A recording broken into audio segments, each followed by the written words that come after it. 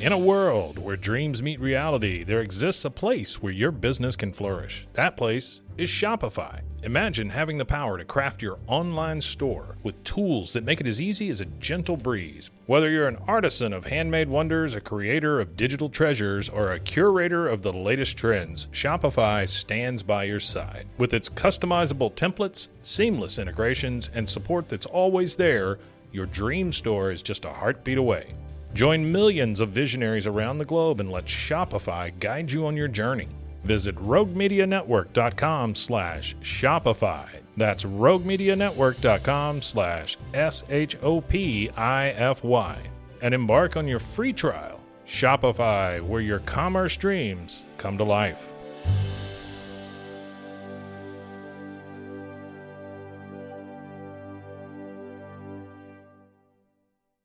You just found the perfect product that helps with staying cool during hot summer runs. No more gross warm water. Stay cool with this product from Gear Handle. This hydration tube cover helps keep your water cool and easily accessible. Stay hydrated during those long summer runs or even delay from freezing in the winter. Plus, they're compatible with various brands of water bladders and come in various colors. Visit gearhandle.com and use promo code H2O today. This is a Rogue Media Network podcast.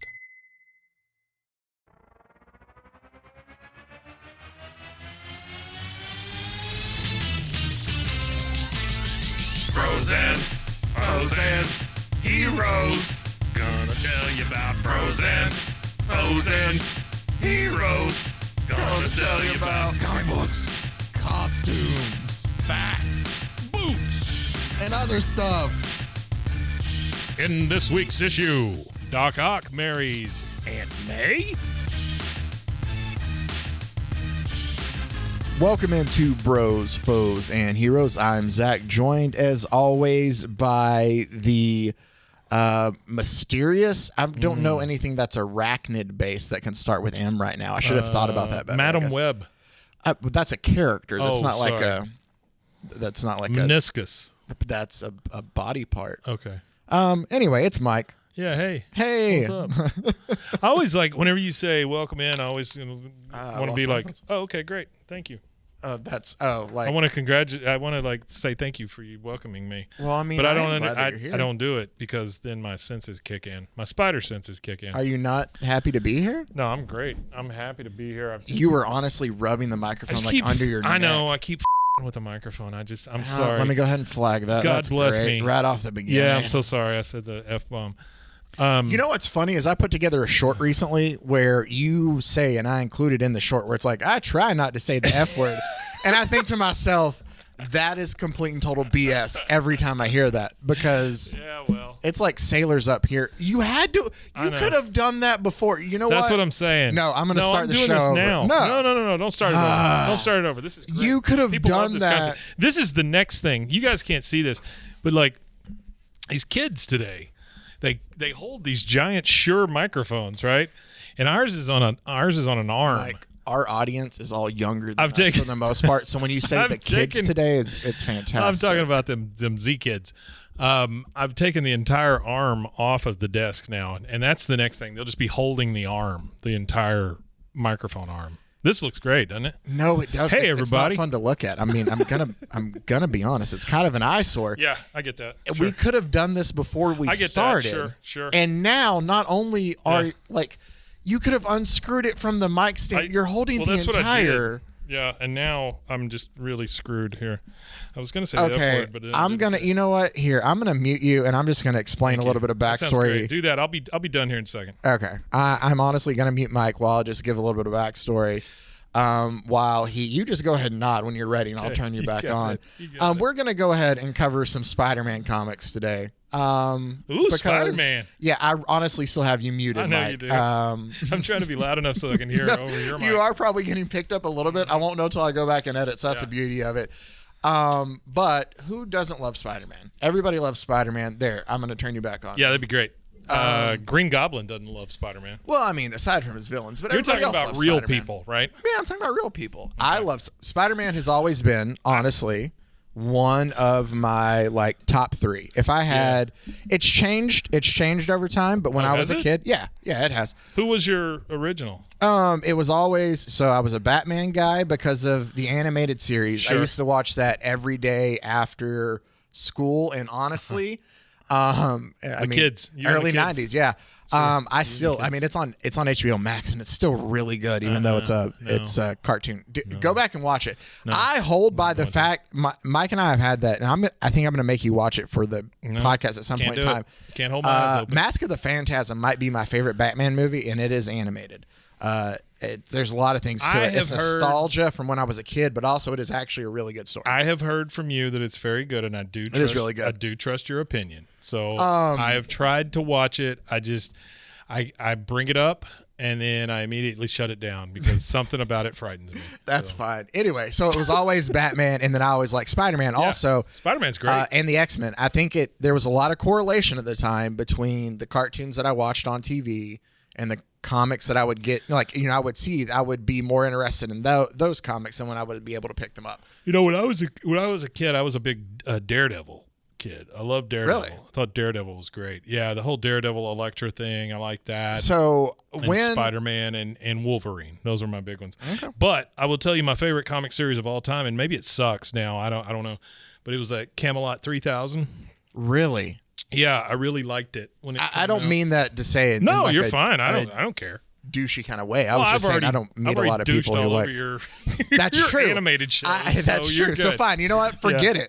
It's probably terrible. Have you ever read it? No, I know of it. Like I know, isn't it just kind of like a future telling of like King Arthur? And, it is for the most part. Yeah. And the funny thing is, like, I don't normally like the King Arthur stuff for some reason. Like, I don't know why. I mean, I liked Excalibur when I went to see it, but I went to see it in the theater. That's how old I am. And there was an intermission. I still go to see movies at the theater. No, I'm saying, did you go see Excalibur in the theater? No. Yeah, that's what I'm saying. Oh, okay. Yeah. Fair enough. Did you see Highlander in the theater? I did see Highlander in the theater. Okay. And I can tell you exactly which theater I saw all of these movies I in. believe you. I don't know how to get home, but I can tell you where I saw all the movies. That's funny. So, all this to say is what I'm getting into is I think that everybody loves Spider-Man. I mean, I know that Mike obviously brought it up as one of his. He's always been one of mine. Love it. I have friends that obviously love Spider-Man a lot. I have a friend, Sophie, who has a Spider-Man heart-shaped tattoo. Really? Yeah. So That's everybody, cool. It is. No, it's an awesome looking tattoo. So like Spider-Man is loved by all. I'm pretty sure, oddly enough, this leads me to another story. I did ask my nephew, who was like 7, who his favorite superhero was. You want to guess who he told me? He said Man Spider. No, he said Deadpool. And I was like, I don't know how, because you have not seen any of the movies. I think you're just trying to be cool. That's like 7-year-olds would do. Yep, I think that's Anyway, if you haven't, we covered when he killed the entire Marvel Universe a couple weeks ago. You can go back and listen to that. But today we are going to break down what I was saying with everybody loving Spider-Man. Doesn't mean that occasionally we don't come across some weird, zany, and crazy stories. We've covered a couple of them actually over the years. We covered one where it was like The Dark Knight Returns, where it was old man Peter Parker in Spider-Man Reign, and he killed Mary Jane thanks to his radioactivity. with his.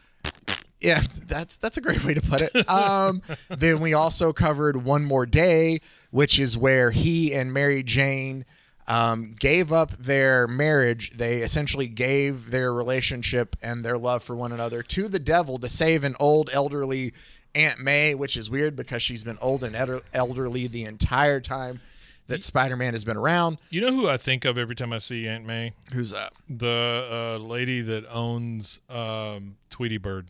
Oh, the Grandma. Granny? Yeah. Granny. It's funny. You're going to think of somebody else when you see Aunt May in this one.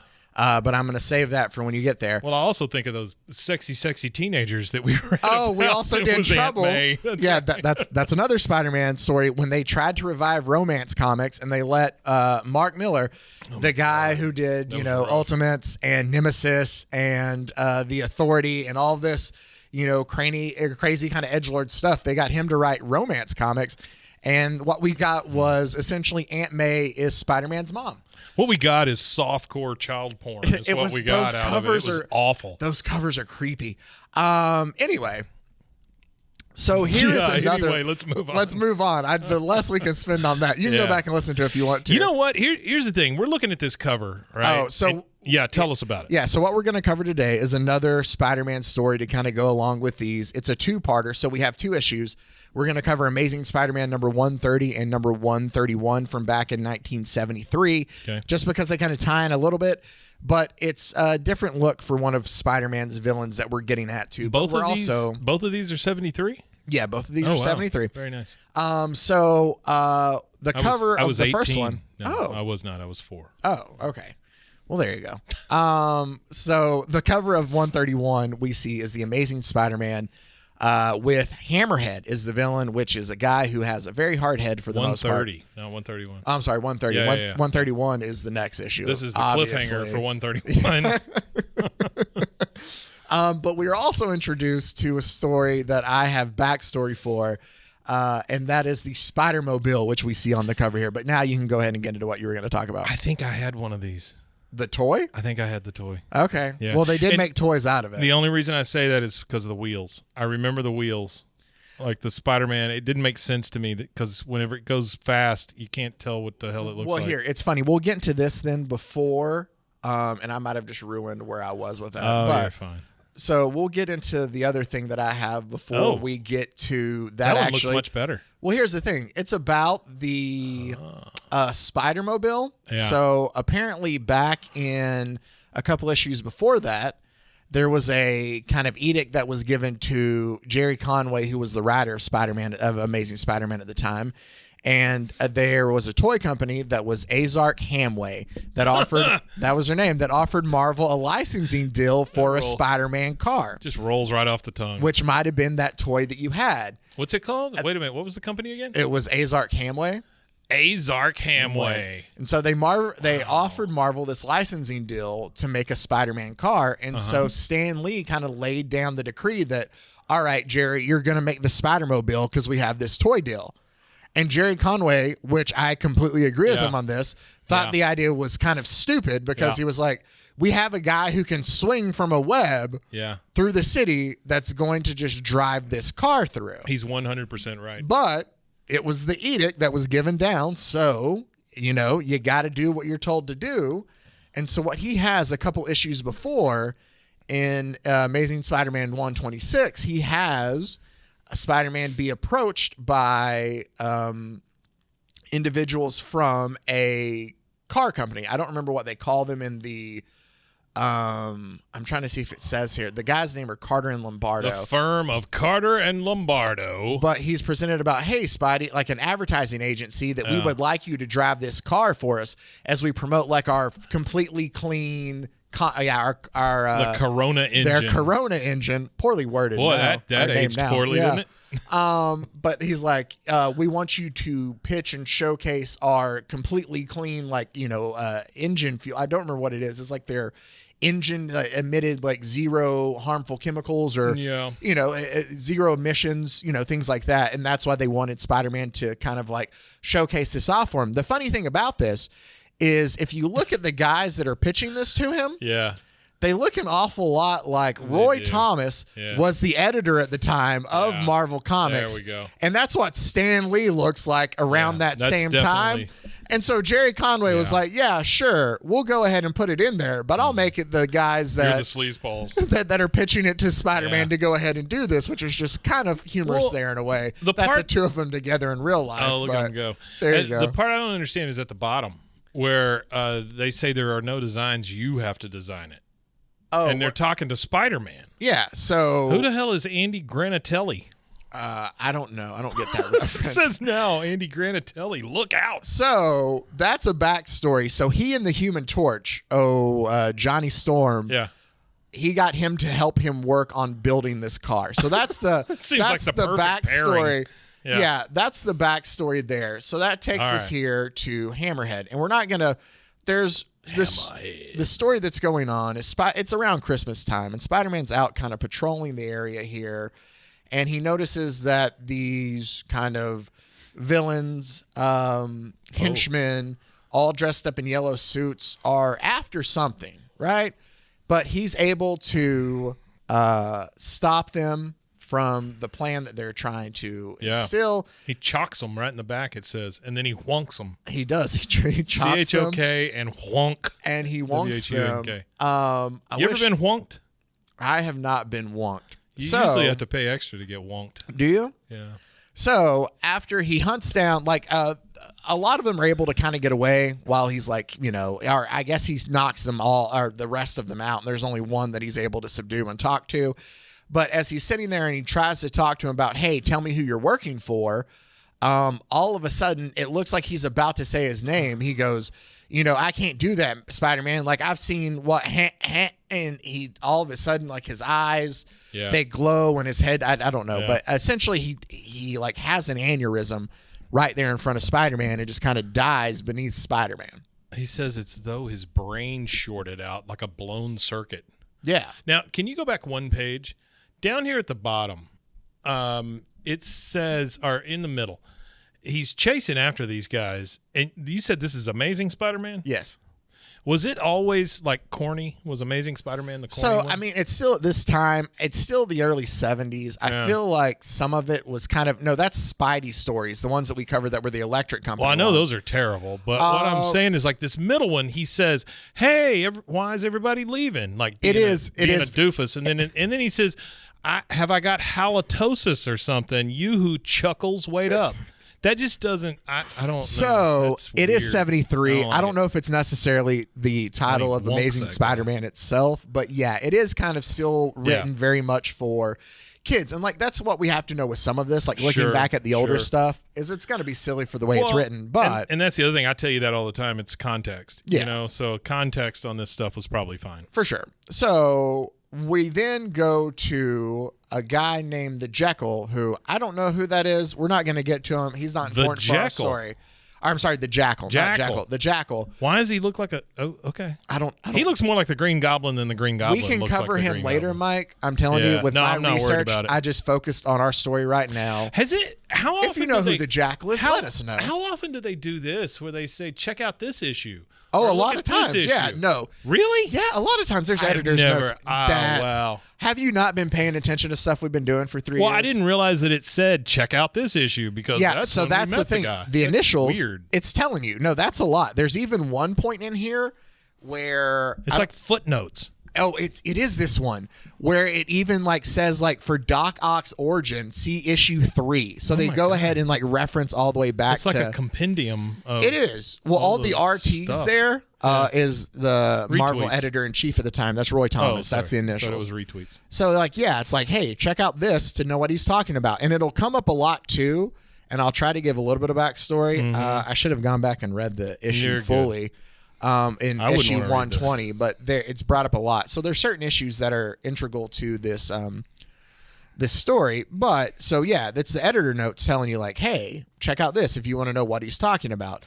But the Jekyll is talking to Hammerhead, I keep calling him Jekyll. The Jackal is talking to Hammerhead, and essentially Jackal tells him like, hey, I was able to basically wipe out all the mob here while you were in jail. Like, you thought you were taking over the area, but you're nothing. Like, you need to kind of learn a thing or two. You kind of need to get better at what you're doing. He's just kind of baiting him a little bit.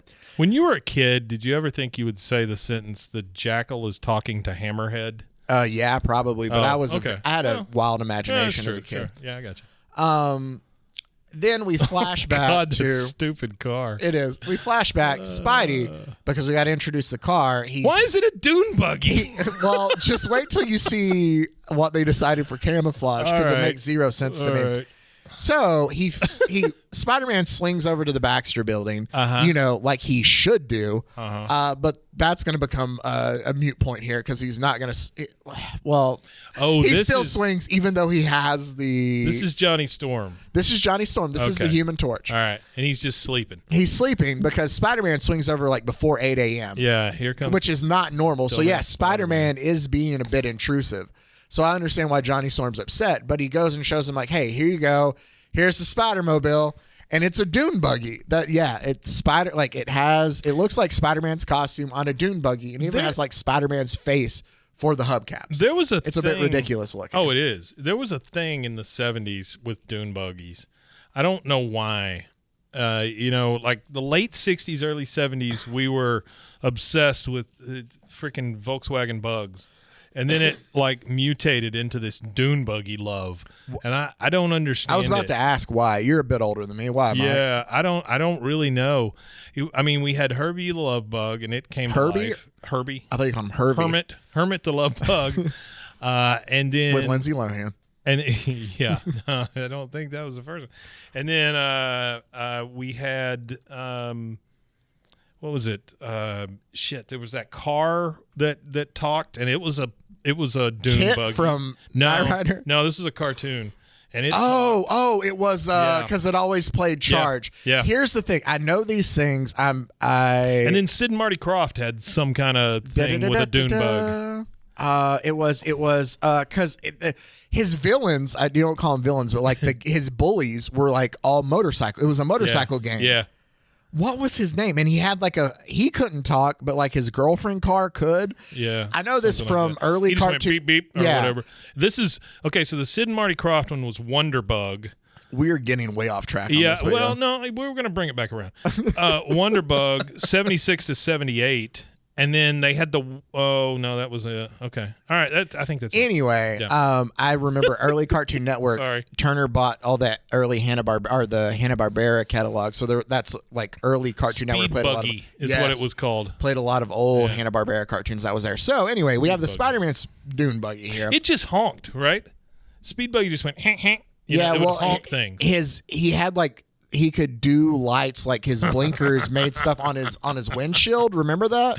Oh, this is so stupid. It is. Anyway, join us next time when we do nothing but talk about old Hanna-Barbera cartoons. Welcome to our fake car podcast. Do we need to what? Or just car cartoons? Yeah, just cartoons. Hanna-Barbera does have one of my favorite cartoons of all times, and that's Scooby-Doo's Laugh Olympics. And nobody ever talks about it. Laugh Olympics were good. Dude, I don't know why. I have always enjoyed cartoons and like fake like games. I love the show Guts and like Legends of the Hidden Temple growing up.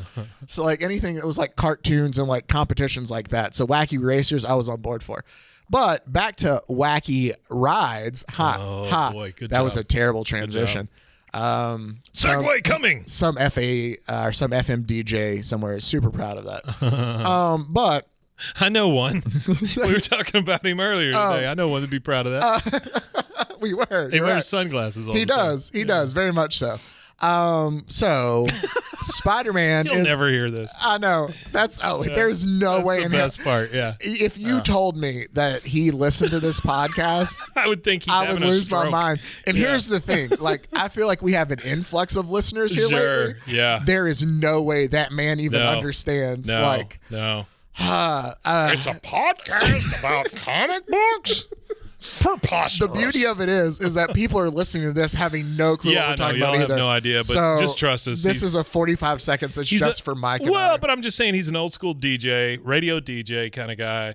You know, he's got that voice. He's got the inflection. He's got the whole thing. Yeah, you just can kind of Spider-Man coming up next after the break. And weather on the tube. Oh man. So Spider-Man goes to take. I got to get back on track to take the car for a test drive. And while he's out driving it around, Johnny Storm's like, "I'll go ahead and go with you just to really make sure." It is. Yeah. And Johnny flames on because that's what he does to turn into the Human Torch. That's what I've heard about Johnny. And so Spider-Man just like steps on the gas because they draw it where it's like pulling him back. We find out through this that, you see in the bottom left, Mike, there's like, the car has web shooters itself. Yeah, which I don't know how you aim them, but not only... Also, there is a spider signal because what you want is to project an image of your face from the car. Who is he calling? Himself. I mean, like Batman, at least you can say somebody else is calling Batman. But no, he's projecting a picture of himself. It's his own face on a building.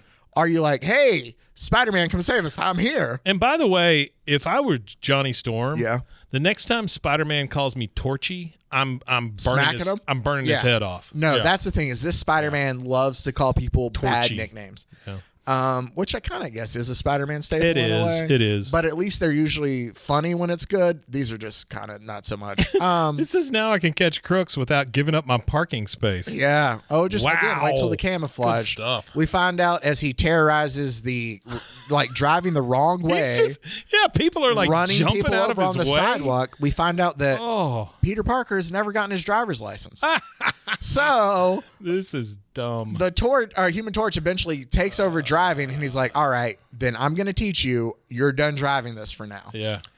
We see that Doc Ock is back in the scene here, and here's something I need to tell you about Doc Ock that's a little integral for our story here. Sure.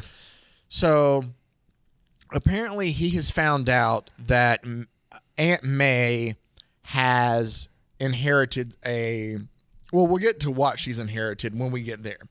But there's her inheritance that is very interesting to Doc Ock. It's not like he doesn't have ulterior motives. But during this time, Aunt May has worked for Doc Ock as a housekeeper out at his estate in Manhattan. Aunt May is working for Doc Ock as a housekeeper, right?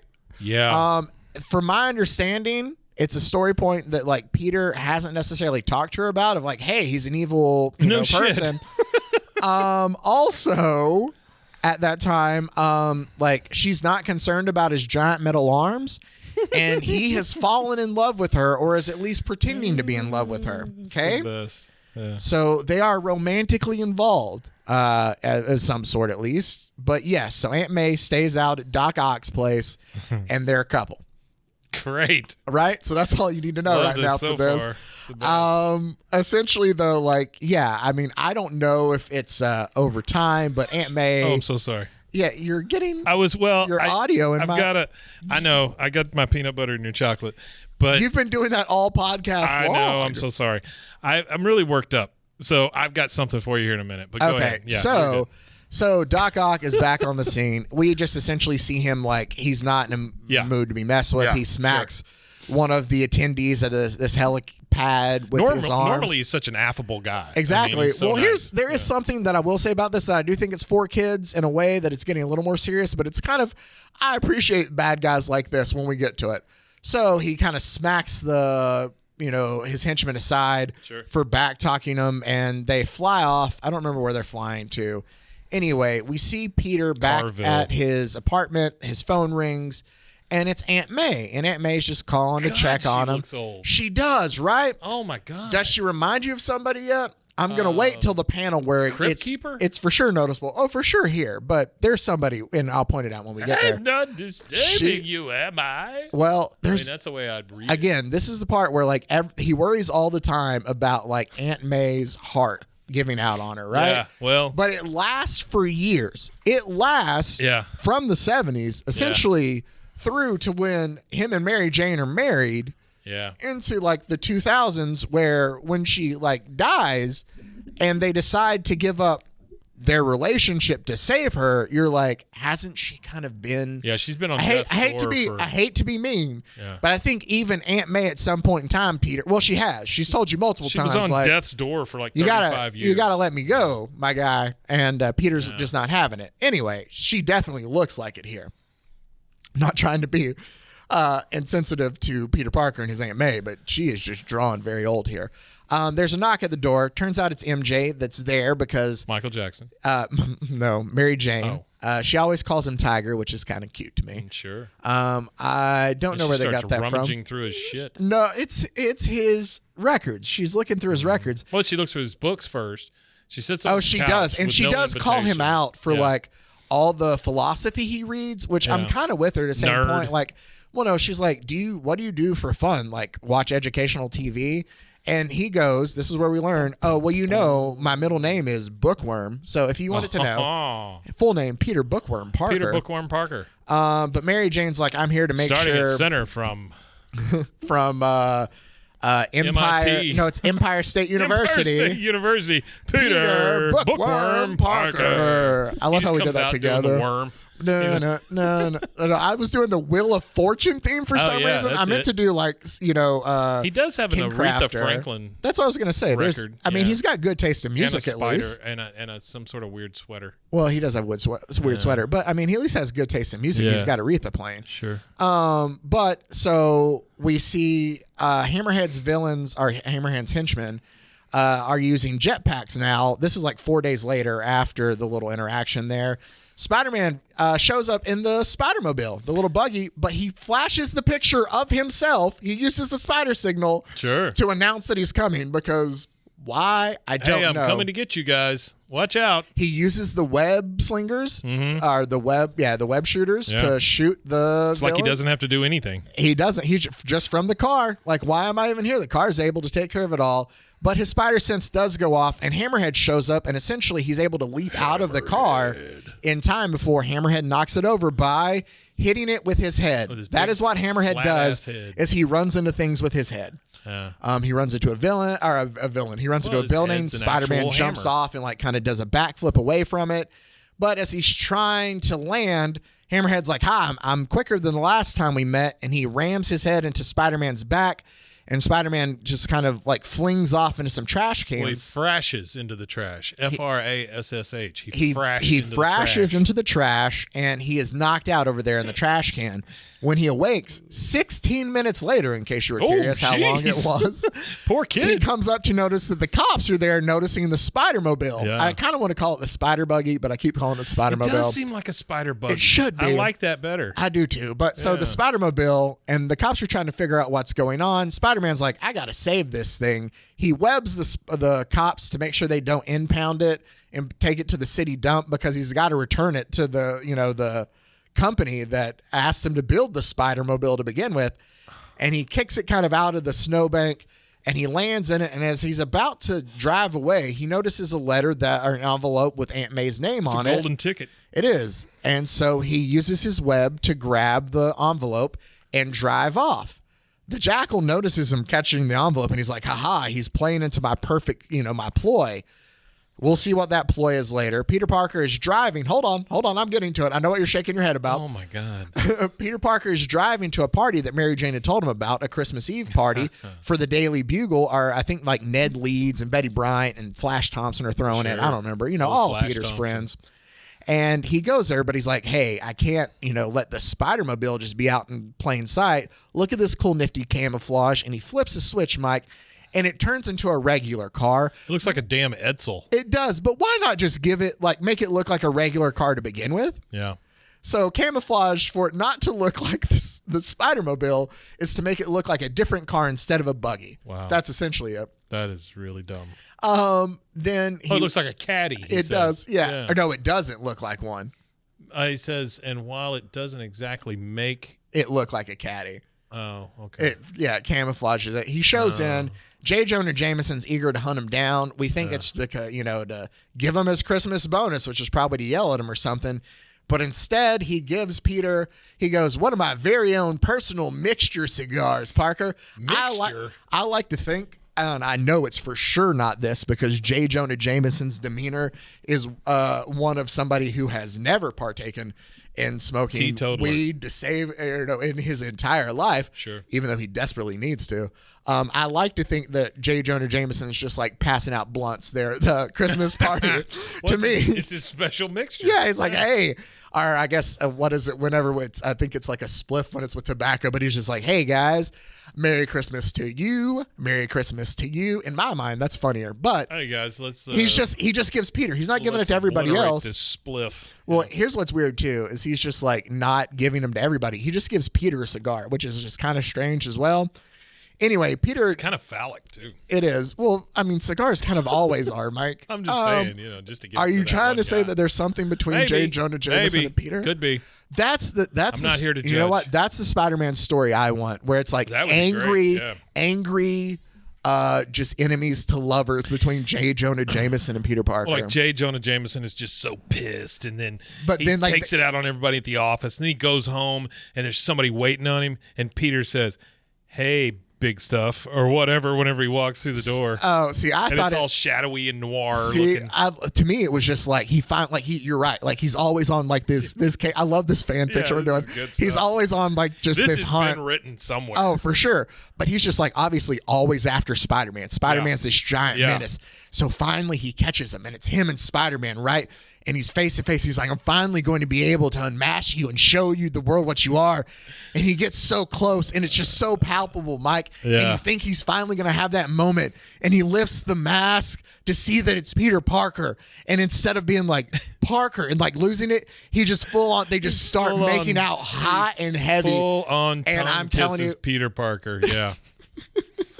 Yeah, and then at the bottom it says Spidey style. Yeah, right there. So it fits. No, I just want full on hardcore man action between J. Jonah Jameson and Peter Parker. Yeah. Anyway, back to our actual story. Aunt May watches.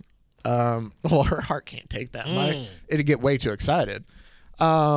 He breaks off. She's dirty. To the side. You know that, right? She is. Well, I think we titled the episode Kinky Aunt May. Kinky Aunt May. She's into some stuff. Dude, actually, she's really not. She's kind of vanilla. It's just she likes to hide hide pregnancies. That's all.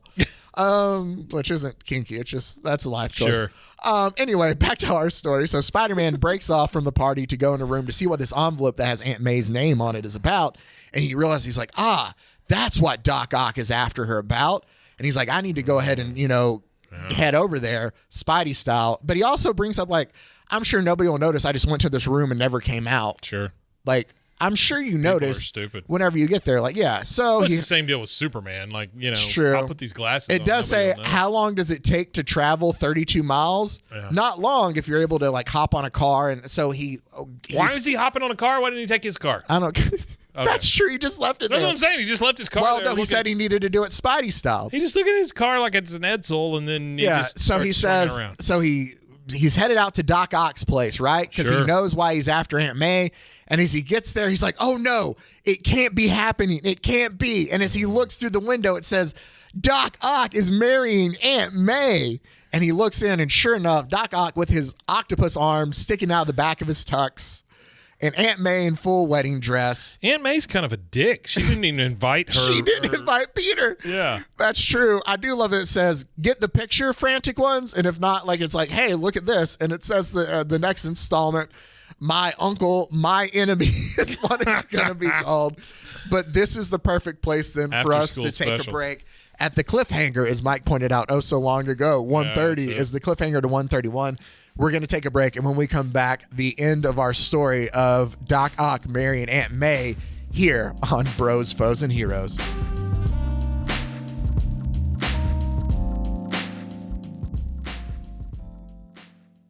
You just found the perfect product that helps with staying cool during hot summer runs. No more gross warm water. Stay cool with this product from Gear Handle. This hydration tube cover helps keep your water cool and easily accessible. Stay hydrated during those long summer runs or even delay from freezing in the winter. Plus, they're compatible with various brands of water bladders and come in various colors. Visit GearHandle.com and use promo code H2O today.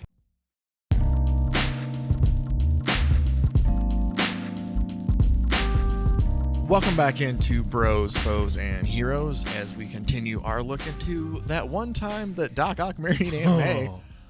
I do love the cover for 131 of The Amazing Spider-Man. Aunt May marrying Dr. Octopus. This just is the start of the greatest action-ish ever. They couldn't put issue. It's ish, which I don't get that either. Well, that's Stan Lee. Here's my favorite part. Well, no, that's the thing. Is Stan Lee's, like, it does say, like, when you open it, like, Stan Lee presents, but Stan Lee's not writing anything. Stan Lee hasn't written anything on this since, like, the 60s. There's a point in time where Stan Lee's name is on the, like, he writes the newspaper, like, strip longer than anything else. But I think there's even a point in time where Roy Thomas is writing the strip for him, and it still says Stan Lee presents. So my favorite part of this cover is with this ring. No, that's what I was getting to. Say it. Fine. So yeah, there is the best part of the entire cover that Michael was going to steal from me I was gonna steal after getting his chocolate all in my peanut butter of a podcast. Good, man. is he says, as Spider-Man crashes in and goes, "No, the wedding will not take place." And Doc Ock says, "But it will, wall crawler, over your dead body." Bum, bum, and he's like shooting his web towards it, and it hits, Spider-Man's web hits the preacher's, I guess, like Bible or book that's there in front of it. But the speech Bible bubble says, "With this ring, I the web." Oh. Play on words as there. Spider-Man splooshes the Bible there. Here's my wow. I mean, that's what that is, right? I mean, that's what it looks like. From his wrist. Come on. It's anyway. Yeah, it's all my from favorite your part wrist. is the That's guy right. underneath Spider-Man who looks so shocked that Spider-Man's there. Like Wait, both, who is that? Both to the left of him. Yeah, who's that guy? Yeah, with the dark hair, and then over Oh, to you're right. just saying that they're like both the of them. henchmen. They're like, I thought they Spider-Man, were a person. but they look yeah. like so terrified that Spider-Man's there. Well, Doc Ock, Who does? So he here's has the worst. question. He has the worst haircut of any villain. Oh, he does here. Oh, he has that bowl cut. Yeah, he always does. Yeah. Sometimes he looks was cooler. rough. Like when Alfred Molina plays him, obviously he looks fine. And in the video games, he looked fine. But Why are Aunt May's shoulders so big? well, here's the thing. Who do you think Aunt May looks like, Mike? Because there's only one answer to that question, and I'm about to answer it for you in the next panel. She looks like a man. Well, exactly. Yeah, she does. A very specific one. Willem Dafoe, Mike, doesn't she? Oh boy, yeah. Now that you've said it, she does look like Willem Dafoe. Wow. I do love this too. The very first page of 131, it has just a giant title that says, "My Uncle, My Enemy," which is, a great title for it. And yeah. No, as comic books go, this is a great intro. Oh, it is. And it was a great, like a sizzle page kind of yeah, like to get you, to get you hooked. You're like, oh, what's going on? I do have a problem with covers though sometimes. Well, because sometimes they have nothing to do with the frickin' story. They don't. Well, we've talked a bunch of different times, I feel like, or at least at one point in time. I know when we we got to interview Reed Tucker, who wrote a great book, Slugfest, about the battle between DC and Marvel. It's covered in the book about just like with the things they would do, like overlook the covers of like, oh, maybe it's when we have more red, or maybe it's like when Fireman are in this, like, back in like the 50s and 60s, they were having meetings about this, or even trying to figure out what the competition was doing that they weren't. Sure. But there is that, like, sometimes a lot of times it would show you something that wasn't in the book altogether, or one of the, I guess, kind of interesting things that worked out in some aspects that Bill Jemas did when he helped run Marvel in the early 2000s, or, with Joe Quesada there in charge as editor-in-chief, was there was kind of a mandate for the covers to be simpler there with like the Ultimate stuff. Like Ultimate Spider-Man for a lot of the early run, it's just a picture of like Spider-Man kind of, and and it's just very simple, which it kind of works in a way it doesn't give away. Yeah, but absolutely. You're right. I think this is a great introduction though. See, I just went off on like a random nerdy tangent. I'm going to go off on a tangent just real quick. Yeah. Very fast one. Remember that time that Mark Gastineau stole all the apples from Lawrence Taylor?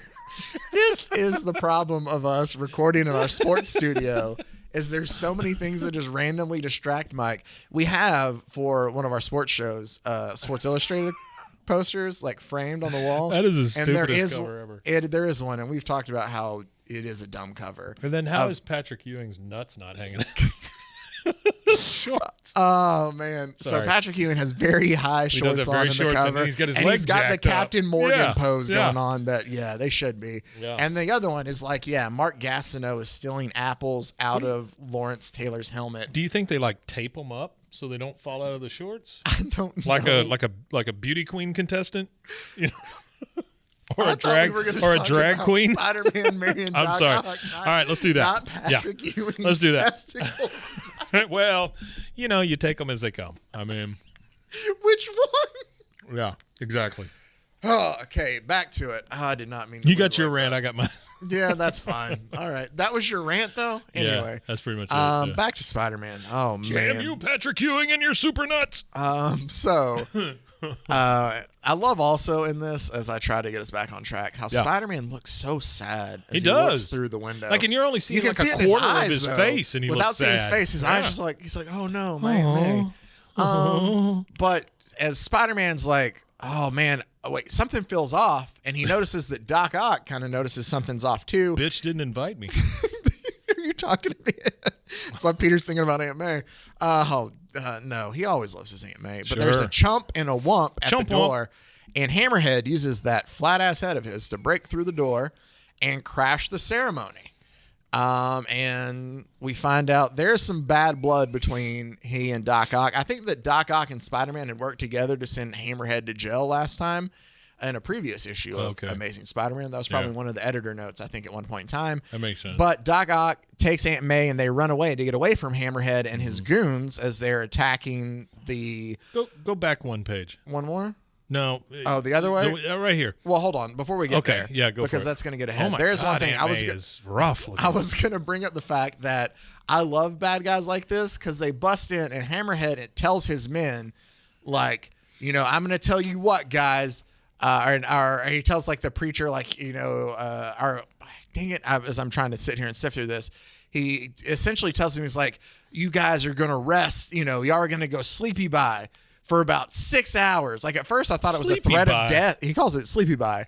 And I thought he was like, well, that's a weird way to do it. Like threaten death. But he goes for 6 hours. And I'm like, that's a really specific time. Because he goes, at least that's how long this stuff's supposed to wear our last on these stun pellets. Stun pellets. So Hammerhead, I can appreciate this as an innocent bystander, Mike. I can appreciate the bad guys just breaking in and using stun pellets instead of actual bullets, right? I like the fact that the next panel is Doc Ock hitting all the henchmen and stuff, and he says, "You'll fall for the testicles of Dr. Octopus." No tentacles. Oh, I'm sure it's a little pixelated. I couldn't make it out. I had Patrick Ewing's testicles on the brain. Sorry. We have diverged. This is as why we did don't his opponents whenever he This dunked. is why we usually don't record the show as late at night. Yeah, I get it. Sure. Yeah. This is a late one. Mike for sure hits a wall and just kind of. I am always on point. I'm never off. Anyway, so now Doc Ock grabs Aunt May and they run away, and this gets to the point where you want it to bring up where Aunt May, aka played by Willem Dafoe in this comic. Yeah, I don't understand why her leg is so young. Her leg is so young. She's got a it is weird. She hikes up like her wedding dress. She's got a young leg and a really old face.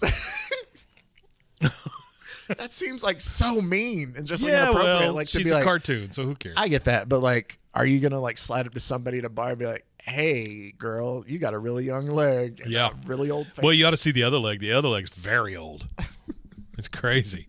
That's her good leg. That's her good leg. Yeah, that's her legit. Like it is though. Like the way they draw it, they put a lot of emphasis to make sure her face looks very old. That's her running leg. But her leg, it's like it does look like it would be Mary Jane's leg. That's a weird thing to say. She's also wearing a high heel. She is, and it's yellow, which doesn't match anything she has. Anything she's wearing. Yeah. But like, she's a terrible bride.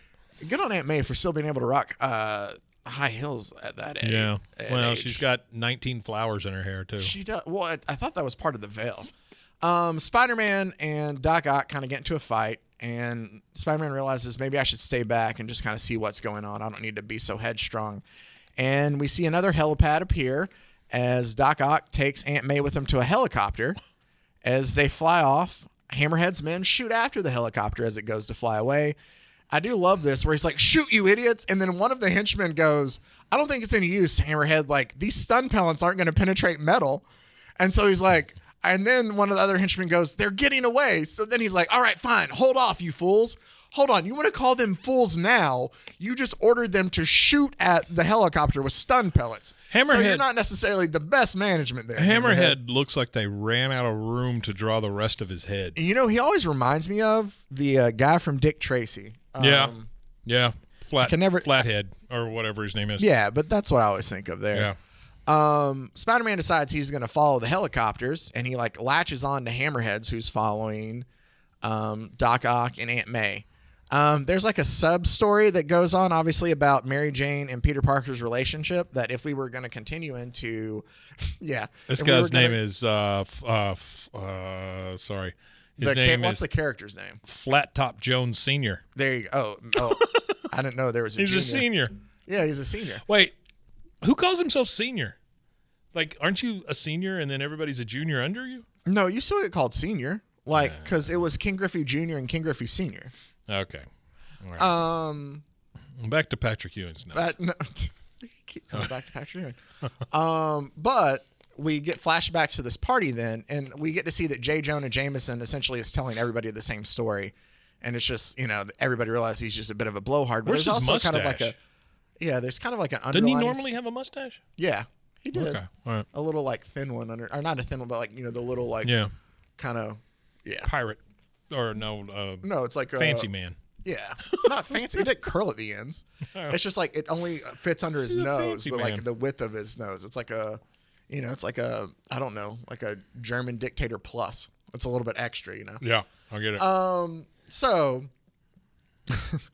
the sub story here is like Mary Jane is into Peter, but she doesn't think that Peter's into her, kind of, and that she thinks that she keeps getting the cold shoulder. And Ned's like, well, yeah, but I think Peter's kind of coming around pretty well, especially for a guy whose gal just died not too long ago, because this story doesn't happen too long after the death of Gwen Stacy, which is a big prominent moment in Peter Parker's life. So it's just funny to see, like, Lord. He's doing okay, ever since Gwen died. He's going to come right around to you, Mary Jane.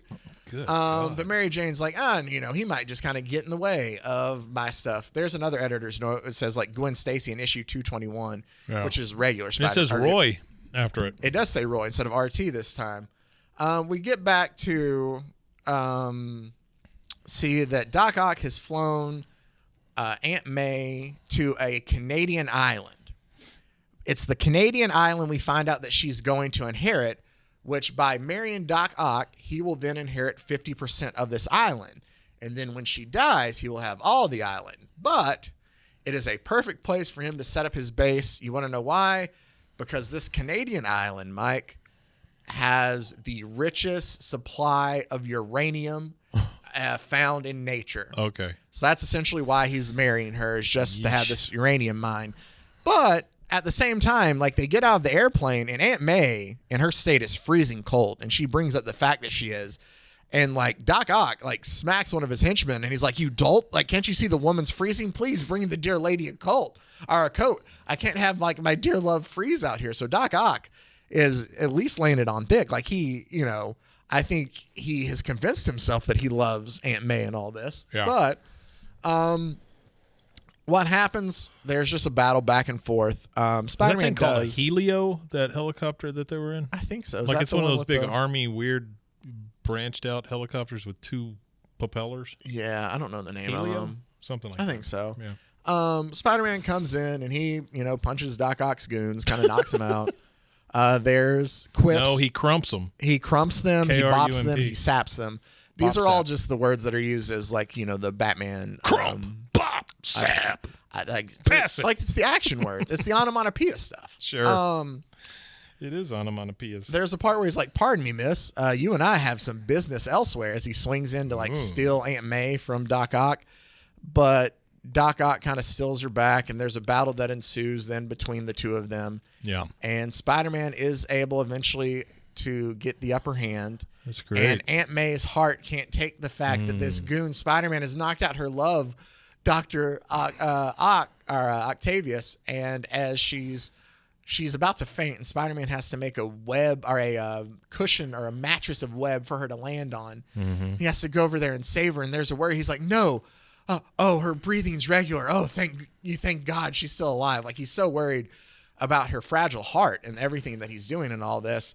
So he decides to swing her away and take her back to the plane so they can fly back home. In that panel where he's swinging her away, what is making a buck sound? Is it them shooting at him? I think so. Buck. I can't. Your head's in the way of me Oh, seeing I'm so it. sorry. Yeah, I think it's them. It says buck. There's Okay. a part that All I right. didn't get in this where he goes, "Even if I had a chance," because he's like, the bad guys are coming. "Even if I had a chance, I'd have to choose this." Well, look who's shown up. And one of the guys goes, "Spider-Man?" And he goes, "Wrong, Chuckles. Is he not Spider-Man?" Because then in the next thing he says, "I'm Spider-Man." Like, look at that panel. Even if I had a chance, I'd have to choose this. Well, look who's shown up. Spider-Man. Wrong, Chuckles. I'm Spider-Man. Oh, I see. He's making a joke. Like, he's thinking that the guy said he was Spider-Man. Oh. Yeah. It's a very bad Well, I feel joke. dumb now. Yeah, it's a really dumb one. All right. Well, hey, look at that. Zach doesn't get jokes either. So That's not true. I guess that's one of my flaws, guys. Yeah, you don't get jokes. There's a lot of them. But Oh my God. as he's sitting there, and Zach is such a good guy, by the way. You guys stop listening, it. he's a very good guy. I made a joke. I didn't say that for you to sit there and just talk. He's a good guy who follows through on things. I hate this. Yeah, Stop it. He's great. I hate this. Stop it. So Give me $5. Doc Ock wakes back up, and he realizes that Spider-Man is stolen Spider-Man his an bride. interloper, which is interesting. Huh? Oh, he did. He calls him an interloper. He does call him that. Yeah. And so he uses his arms to try to hunt down Spider-Man, but Spider-Man's already stolen the jet that they came in on. Uh-huh. Sure. He's able to fly Aunt May back. So screw you and the jet you rode in on. I'm taking it. So Doc Ock heads back to the reactor that's there, where he notices that it says "Danger Atomic Breeding." Which, Wait, what? What? Wait, what? Danger Atomic Breeding. Breeding? Breeding. Where? Where does it say that? Danger Atomic Breeder, not breeding. Where Look at the very top. Oh. Danger Atomic Breeder. Good Lord, do you realize what this means?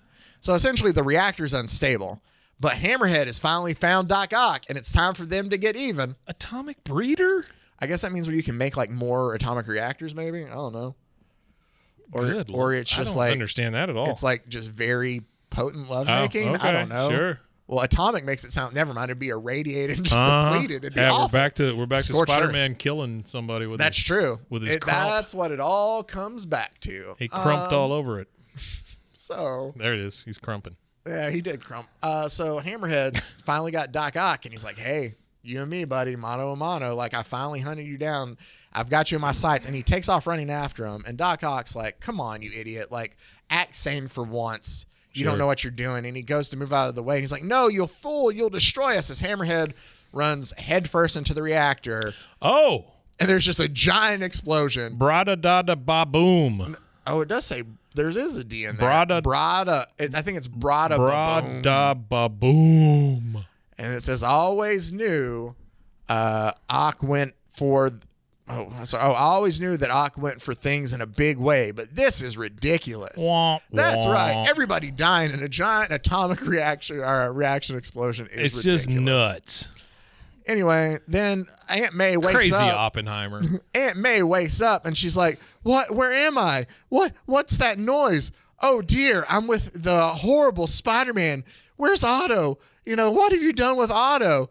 And then he's like, "Miss Parker, please, you must try to relax." And then she passes back out again. I love that his effing name is Otto. Otto Octavius. That was my grandfather. That was my great grandfather's name was Otto. Was it? Otto Haft. Oh, well, that's cool. They came over on a boat from Germany. Hey, Otto. Yeah. And he's like, "Miss Parker, please, you must relax." And then Aunt May passes out again, because that's what Aunt May does. And then there's something about Mary Jane, but we don't move on from that. That's for a later episode. Not because just because this is where we're ending. So like, what good does it tell you? But she's just like, "I need some sleep." Like, she's basically just saying like she's moving past Peter is all it is. She says. But the next issue we get the Molten Man. But well, no, she does say, yeah, like Scarlett O'Hara said, tomorrow is another day. Yeah, we don't get the Molten Man. Because you know what kids love? They love quotes from Gone with the Wind. Especially in 1973. Oh, the kids when are you were 18 crazy. Kids or are 4. crazy about Gone with the Wind. So there we go, Mike. That was the time. Oh, this is like art from. Oh, okay. This is just extra at the back. There's so many images all of a sudden. There is. I just left it there. Yeah, just no, you're there. good. But so there you go. That is the great. time that Doc Ock married Aunt May. That's the dumbest thing ever. There was the spider buggy, aka the Spider-Mobile. Yeah, he just never went back for it. He never went back. Well, here's the thing. I found out because I looked at it because I was like, does he go back for it? Apparently, there's a part where like Mysterio somehow like convinces him to like drive it into a lake. And like he's got to go like pull it out. He has to pull it out of the bottom of the lake because the ad agency wants it back. Oh my god! Or like the agency wants it back, and so he's got to like pull it back out and go find it. Kids also love business. It doesn't last. Long. They love business. Yeah, any kind of business transaction. The Spider-Mobile, aka the Spider Buggy, does not last long. But there you go. So that's the time from Amazing Spider-Man 130 and 131 when This only Doc took Ock tried to marry. This only took us like 3 hours to record this thing. It did. Well, here's the thing. Yeah, but it was a great. little bit of break in there. I liked I'm it. looking at the clock. It's only like an hour and 15. It's gonna be normal. It's gonna be actually. We usually clock in a little less than an hour. Our episode last week was oddly short, but we only had one issue of Beneath the Trees, so it was like 30 minutes. Yeah, we usually give an hour of good, wholesome fun. I say that knowing that I got to go back and for sure beep out an F word within the first 2 minutes of the show. Sorry. Yeah. I am so. But Well, Sorry. we do that because Sorry. it's funnier. Like, that's the It thing. is funnier, Like, yeah. we curse like sailors all the time, but I don't know. Yeah. Anyway. When did that happen? When did they get that hung on them? You know, like I don't know. curse like a sailor. I mean, people say that all the time. I don't know and where I've the never understood etymology is that what that word Yeah, is? I guess. Comes from for that. But it's like I don't understand where that. I'm sure there's a I don't story either. somewhere. You'll have to join us next week when I forget to look that up. Find out where But as always, cursing sailors came from. we do want to appreciate you guys taking Oh, the yeah. time out to listen to our podcast. If you haven't, make sure to find us on YouTube, Instagram, or TikTok now. TikTok. Brofo Hero on Let me Insta tell you, and Zach TikTok. loves his TikTok. Oh, you cannot stand TikTok. I Loves say it. that like I've watched a lot, but I do not. I hate posting stuff on there. Yeah. It's been a pain to try to. Well, I don't know why. It's just not working on my computer. Well, the issue is like I don't care who you are. At this point, you feel old when you start posting stuff on TikTok. You know what I mean? You're like, I'm not dancing. There's no music. No, I can't. I don't know what to do here. But you should at least check out our shorts. They're at least fun little minute clips. You should check out Patrick Ewing's shorts. Oh, bada boom. There you go. That Call was a back. terrible, I can't even do a drum roll. I'm getting You tired. did it. It's late. It is late. But thank you guys for taking the time out to listen. Make sure you should check out Road Media Network and all the other great podcasts. It is. That was smooth. All the other great podcasts on the Road Media Network family of stations. I can't even get my plugs out at the end like I usually do. RoadMediaNetwork.com. And as always, until next time, stay safe, everybody.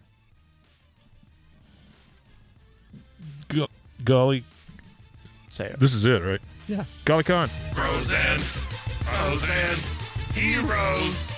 Gonna tell you about pros and heroes. Gonna tell you about.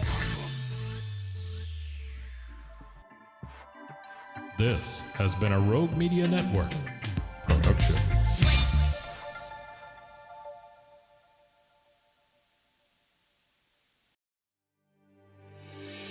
In a world where dreams meet reality, there exists a place where your business can flourish. That place is Shopify. Imagine having the power to craft your online store with tools that make it as easy as a gentle breeze. Whether you're an artisan of handmade wonders, a creator of digital treasures, or a curator of the latest trends, Shopify stands by your side. With its customizable templates, seamless integrations, and support that's always there, your dream store is just a heartbeat away. Join millions of visionaries around the globe and let Shopify guide you on your journey. Visit roguemedianetwork.com/Shopify. That's roguemedianetwork.com/SHOPIFY. And embark on your free trial. Shopify, where your commerce dreams come to life.